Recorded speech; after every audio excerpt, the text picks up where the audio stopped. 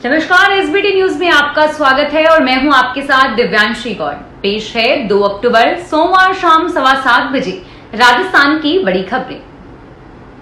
चित्तौड़गढ़ में सांवलिया सेठ मंदिर के दर्शन और 7,000 करोड़ के प्रोजेक्ट के उद्घाटन व शिलान्यास के बाद प्रधानमंत्री नरेंद्र मोदी कांग्रेस पर जमकर बरसे। मेवाड़ में भाजपा के चुनावी अभियान को आगे बढ़ाते हुए उन्होंने कहा कि राजस्थान की संस्कृति यहाँ की विरासत पर गर्व करने की है, लेकिन 5 साल की कांग्रेस सरकार ने इस साख को तबाह कर दिया है। उन्होंने कहा कि सरकार बनने पर राजस्थान में हर गरीब को पक्की छत दी जाएगी और हर घर तक नल कनेक्शन दिया जाएगा। भाजपा सामूहिक नेतृत्व में ही चुनाव लड़ेगी, यह साफ करते हुए उन्होंने कहा कि हमारा चेहरा सिर्फ कमल है। कांग्रेस वर्किंग कमेटी के सदस्य सचिन पायलट ने कहा है कि इस बार 13 मेरा की जगह मेरिट पर टिकट दिए जाएंगे। इस बार टिकट आवंटन शुद्ध रूप से मेरिट पर होगा और मेरिट पर ही होना चाहिए। यह 13 मेरा करके जो विवाद पैदा होता है उसको खत्म कर जो धरातल पर मजबूत है, जिनकी जीत की संभावना है, उसे आधार बनाकर टिकट बांटे जाएंगे। पार्टी बहुत जल्द ही अंतिम निर्णय लेगी और टिकटों पर लगातार चर्चा हो रही है। हमारे पर्यवेक्षक लगातार गांव ढानियों में जा रहे हैं और कांग्रेस कार्यकर्ताओं का फीडबैक ले रहे हैं। पायलट राजस्थान प्रदेश कांग्रेस मुख्यालय में मीडिया से बातचीत कर रहे थे। पायलट ने कहा कि हमारी सबसे बड़ी पूंजी हमारे कार्यकर्ता हैं। जयपुर इंटरनेशनल एयरपोर्ट पर छोटे विमानों की संख्या बढ़ाने को लेकर मंथन शुरू हो गया है। एयरपोर्ट पर बड़े विमानों की सीटें फुल न होने की वजह से एयरलाइंस कंपनियों द्वारा यह बदलाव किया जा रहा है। आमतौर पर बड़े विमानों को पर्याप्त यात्री न मिलने पर फ्लाइट को संचालन कारणों की आड़ लेकर रद्द कर दिया जाता है और इसकी वजह से कई बार एयरपोर्ट पर यात्री हंगामा खड़ा कर देते हैं। ऐसे में एयर कनेक्टिविटी बढ़ाने के लिए छोटे विमानों को तरजीह दी जा रही है। जयपुर एयरपोर्ट पर फ्लाइट लेट होना अब आम बात हो गई है। एयरलाइंस कंपनियां संचालन कारणों का बहाना बनाकर कई बार फ्लाइट्स को रद्द कर देती है, जबकि असलियत में उनके पास उड़ान भरने के लिए पर्याप्त यात्री ही नहीं होते हैं। कम यात्रियों को लेकर उड़ान भरना एयरलाइंस के लिए घाटे का सौदा साबित होता है और इस समस्या से निजात पाने के लिए कंपनियां छोटे विमानों के विकल्प पर विचार कर रही हैं।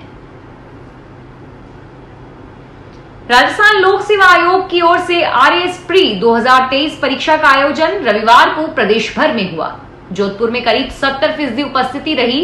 प्रश्न पत्र का स्तर मॉडरेट रहा। विशेषज्ञों के मुताबिक परीक्षा की कट ऑफ पिछली बार के आसपास ही 43% तक रहने की उम्मीद है। आरपीएससी ने पहली बार आरएएस परीक्षा के साथ 5वां विकल्प भी लागू किया। इसके तहत प्रश्न का उत्तर नहीं आने वालों को 5वें विकल्प का चयन अनिवार्य किया गया। इससे पहले तक अभ्यर्थी जो प्रश्न हल नहीं करना चाहते थे उसे छोड़ देते थे, लेकिन इस बार 4 विकल्पों के साथ 5वां विकल्प भी दिया गया था, जो प्रश्न छोड़ने की स्थिति में भरना अनिवार्य था। इसके चलते इस बार पूरी ओएमआर शीट के गोले भरने पड़े। घर बनाने के लिए लोन देने, विधवाओं की पेंशन बढ़ोतरी सहित विभिन्न मांगों को लेकर जिले के श्रमिक मजदूर भवन निर्माण संघ के बैनर तले सीकर में 4 अक्टूबर को रामलीला मैदान में जुटेंगे, जहां संगठन के राष्ट्रीय मंत्री रविंद्र हिम्मते श्रमिकों को संबोधित करेंगे और इसके बाद सभी श्रमिक कलेक्ट्रेट पर रैली के रूप में पहुंचेंगे, जहां अपनी विभिन्न मांगों को लेकर जिला कलेक्टर को मुख्यमंत्री के नाम ज्ञापन सौंपेंगे। आज संगठन के पदाधिकारियों ने इसकी जानकारी दी। मजदूर भवन निर्माण संघ सीकर के अध्यक्ष राम अवतार शर्मा ने बताया कि श्रम विभाग में रजिस्ट्रेशन की प्रक्रिया इतनी जटिल है कि अनपढ़ मजदूर अपना रजिस्ट्रेशन ही नहीं करवा पाते और ऐसे में इसे सरल किया जाए। आमतौर पर एम्बुलेंस का इस्तेमाल बीमार होने पर किया जाता है, लेकिन आपको यह जानकर काफी हैरानी होगी कि अब एम्बुलेंस के जरिए ड्रग्स की तस्करी भी होने लगी है।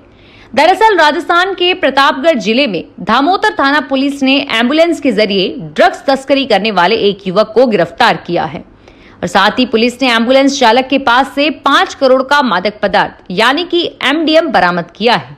धामोतर के थाना प्रभारी ने बताया कि जिले भर में जिला प्रशासन के निर्देश पर ड्रग्स तस्करों को धर पकड़ अभियान चलाया जा रहा है।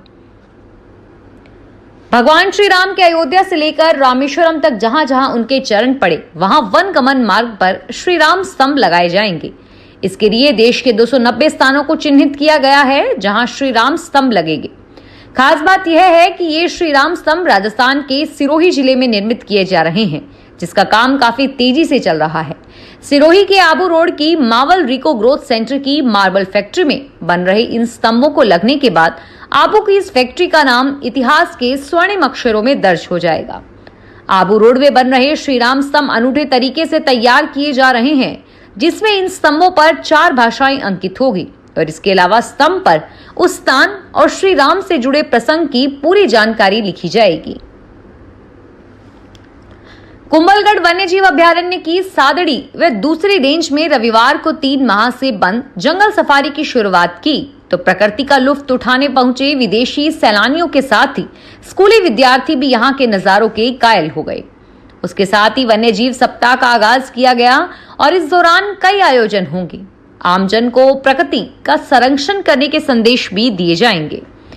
कुंभलगढ़ अभयारण्य की सादड़ी रेंज में राणकपुर वन नाका शक्ति माता मंदिर के सामने स्थित राणकपुर मुछाला महावीर सफारी वनपथ प्रवेश द्वार पर क्षेत्रीय वन अधिकारी किशन सिंह राणावत, वनपाल बाबूलाल विश्नोई, ललित सिंह सहायक वनपाल, ईश्वर सिंह चौहान, सतीश प्रजापत ने सफारी वाहन का पूजन किया और फीता काटकर जंगल सफारी का आगाज किया। यहाँ पर देसी विदेशी सैलानियों का कुमकुम तिलक लगाकर स्वागत किया गया। जयपुर की विभिन्न जगहों पर ट्रैकिंग पॉइंट बनाए हुए हैं, जहां पर लोग एडवेंचर राइड का लुत्फ उठाते हैं। शहर में जयपुर ट्रैकर्स के नाम से बना ग्रुप लोगों को वीकेंड पर ट्रैकिंग करवाता है। ग्रुप मेंबर्स ने बताया कि अरावली पर्वत श्रृंखला, जो कि लगभग 1.8 अरब वर्ष पुरानी है, वहां ट्रैकिंग पॉइंट बनाए हुए हैं। यहाँ पहाड़ चढ़कर तो देखो, वो स्थिर पहाड़ भी आत्मा को सुकून तक ले जाएंगे। ट्रैकिंग एक ऐसी एडवेंचरस एक्टिविटी है जो जितनी खूबसूरत है उतनी मजेदार भी। प्रतीक और रवि की ओर से संचालित ये ट्रैक्स हर रविवार को करवाए जाते हैं। लोगों को मोबाइल से दूर रखने के लिए यह शुरू किया गया था, जिससे वो प्रकृति के बीच अपना दिन शुरू कर पाए। पूर्व सीएम वसुंधरा राजे सोमवार को 2 दिवसीय दौरे को लेकर बाड़मेर आ रही हैं। जिला मुख्यालय पर समाज सेवी स्वर्गीय तन सिंह चौहान की सामाजिक प्रोग्राम में हिस्सा लेंगी और वहीं पर नाइट स्टे बाड़मेर निजी होटल में प्रस्तावित है।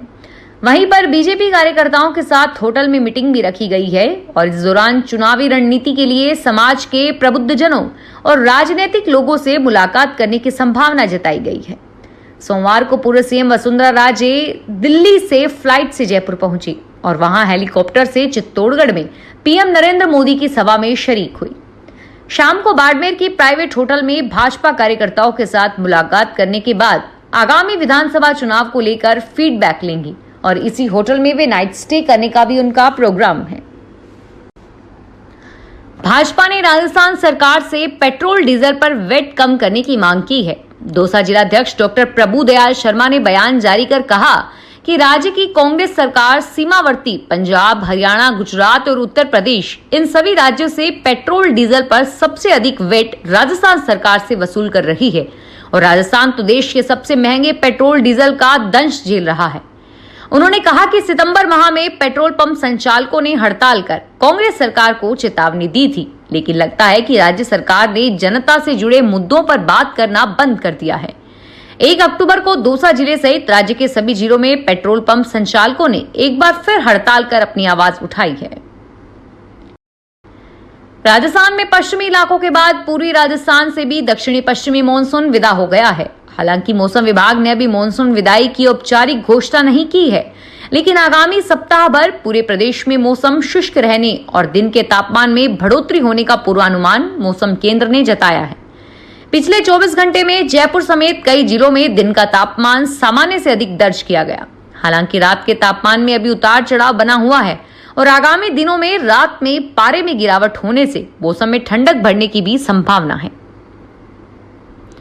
राजस्थान सीएम अशोक गहलोत मंगलवार को राजसमंद के नाथद्वारा शहर के दौरे पर रहेंगे। जानकारी के अनुसार गहलोत जोधपुर से 1 बजे प्रस्थान कर 2 बजे तक हेलीकॉप्टर से नाथद्वारा पहुंचेंगे। यहां वे राजस्थान मिशन 2030 के तहत दामोदर स्टेडियम में जनसभा को संबोधित करेंगे। इस दौरान मुख्यमंत्री गहलोत मार्बल कारोबार से जुड़े व्यापारियों, कर्मचारियों तथा पिछवाई पेंटिंग के कारीगरों से संवाद करेंगे। इस दौरान मुख्यमंत्री विभिन्न विकास कार्यों का लोकार्पण एवं शिलान्यास भी करेंगे। यहां से वे 4 बजे उदयपुर के लिए भी प्रस्थान करेंगे। राजस्थान के राज्यपाल कलराज मिश्र ने सोमवार को राष्ट्रपिता महात्मा गांधी और लाल बहादुर शास्त्री की जयंती पर राजभवन में उन्हें पुष्पांजलि अर्पित कर श्रद्धा निवेदित की।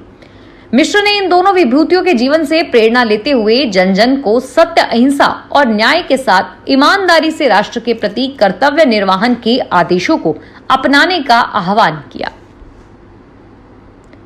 विरासत और समृद्ध इतिहास ने जयपुर की पहचान बनाई है। देश दुनिया से लोग यहाँ की इमारतें व पर्यटक स्थलों को देखने ही नहीं बल्कि यहाँ खरीदारी के लिए भी आ रहे हैं। जेमस्टोन हो या ज्वेलरी, जयपुरी रजाई हो फिर जूतियां और बेडशीट्स, ये विदेशियों को लुभा रहे हैं। दिनों दिन बढ़ती जयपुर के उत्पादों की डिमांड के चलते दुनिया भर के देशों में बड़ी तादाद में भेजे जा रहे हैं। व्यापारियों की माने तो जयपुर के बाजारों में ट्रेडिशनल वस्तुओं के साथ साथ जयपुरी जूतियां, रजाइयां, बर्तन, ज्वेलरी, मीनाकारी के आइटम आदि का सालाना करीब 5,000 करोड़ का कारोबार हो रहा है। जयपुर का गोपाल जी का रास्ता और जौहरी बाजार जेमस्टोन और ज्वेलरी के साथ ही रत्नों की बड़ी मंडी है। फिलहाल इस बुलेटिन में इतना ही और फिर हाजिर होंगे तमाम बड़ी खबरों के साथ।